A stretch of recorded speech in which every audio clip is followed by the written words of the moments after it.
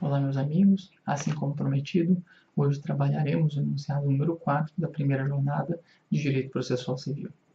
O que importa destacar desde logo é perceber primeiro qual a conotação do enunciado e depois se ele traz ou não alguma construção. Muita dúvida surge sobre a viabilidade ou não desses enunciados, mas é verdade que a Justiça Federal, apoiada pela STJ, resolveu trazê-los à plena aplicação por alguma razão efetivamente, ou para buscar ao menos deixar mais clara a aplicação do que se deveria fazer. Veja o texto do enunciado 4 primeiro, então. A entrada em vigor de acordo ou tratado internacional que estabeleça dispensa da caução prevista no 83, parágrafo 1º, eu já vou falar sobre ela, inciso 1º, do CPC, implica na liberação da caução previamente imposta. Guarde esse implica na liberação. Isso é um pouquinho importante porque muda a conotação do que se tinha até então. Agora, o que diz o artigo 83? E depois, então, ali no parágrafo 1º e o seu inciso 1º. Olha que interessante. O autor, brasileiro ou estrangeiro, que residir fora do Brasil ou deixar de residir no país, ao longo da tramitação de processo, prestará caução suficiente ao pagamento das custas e dos honorários de advogado da parte contrária, nas ações que propuser, se não tiver no Brasil bens imóveis que lhes assegure o pagamento. Então, aqui qual que é a ideia? A ideia é basicamente a seguinte: o sujeito é autor, ele mora fora do Brasil ou deixou o Brasil, ele tem bens, no caso aqui, imóveis, que assegurem eventual pagamento de custas processuais e honorários, caso ele perca a ação. Essa é a estrutura que se está aqui a perceber. Caso isso venha a acontecer e ele não tenha tais bens, é que então se presta a referida caução. Essa caução é a tal da caução destacada para o processo ou para as despesas do processo, a cautio pro expense, como alguns preferem tratar. Mas veja o parágrafo 1º. Olha o que diz o parágrafo 1º.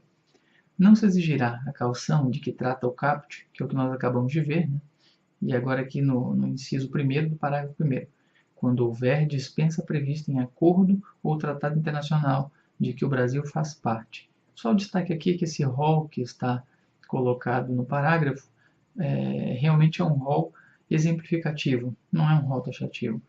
Para essa construção aqui, o que nós temos? Nasce aqui, então, essa caução para despesas processuais. E veja-se que essa caução ela deve ser realmente suficiente para pagar o quê? Despesas processuais e também os honorários advocatícios estimados, sendo então aqui ilegítima a possibilidade de exigir-se a caução que equivale a todo o bem da vida envolvido. E nesse sentido, já vinha o recurso especial 443.445 de São Paulo, de relatoria do ministro Rui Rosado de Aguiar, afirmando exatamente desse modo. E veja-se que essa caução ela é uma caução que pode ser determinada de ofício pelo juiz e ela é uma caução incidental. E isso já vinha sendo, inclusive, apreciado pelo STJ, há muito tempo atrás, no recurso especial 42.424, relator ministro Costa Leite. Portanto, queridos, o que está-se aqui a dizer?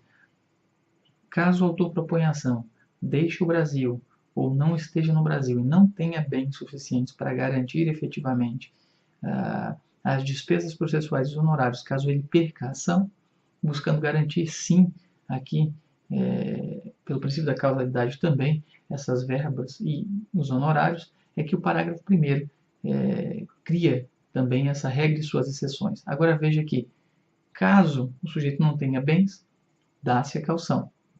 E essa caução ela há de ser efetivamente liberada, caso já tenha sido efetivamente concedida, no caso de haver aí então um acordo internacional, um tratado internacional, do qual o Brasil participe e, evidentemente, seja signatário. Então, por isso o enunciado número 4 ganha sentido a entrada em vigor de acordo ao tratado internacional, nos termos do 83, parágrafo 1º, inciso 1º, do CPC, que estabeleça a dispensa da caução, se aplica de modo que torna-se inaplicável a fixação dessa regra da caução que já foi imposta, determinando-se, inclusive, em decorrência disso, caso já fixada a caução, a sua liberação.